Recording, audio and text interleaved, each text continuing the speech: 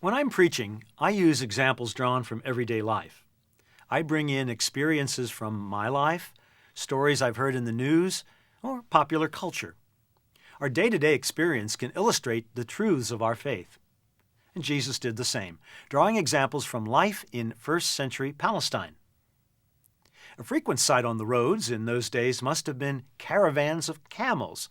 Jesus apparently saw lots of them, as we can tell from Matthew's Gospel. Last week, Jesus talked about the impossibility of a camel passing through the eye of a needle to illustrate how riches are an obstacle to the kingdom. Today, he calls the scribes and Pharisees in his audience blind guides who strain out the gnat and swallow the camel. I'm not sure what modern-day example I'd use, maybe mosquitoes and tractor trailers? At any rate, we get the point.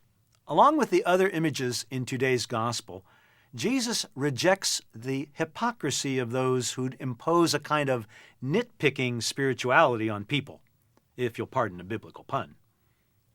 The spiritual practices encouraged by the Pharisees and others, many of whom were genuinely good people, by the way, emphasized the keeping of the law of Moses in such a conscientious way that even the appearance of violating the law was to be avoided.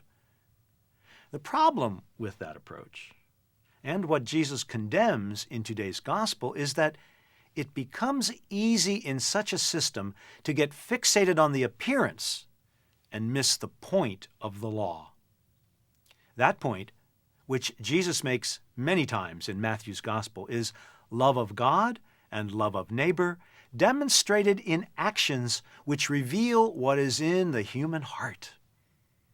Those actions are the heart of the law as well.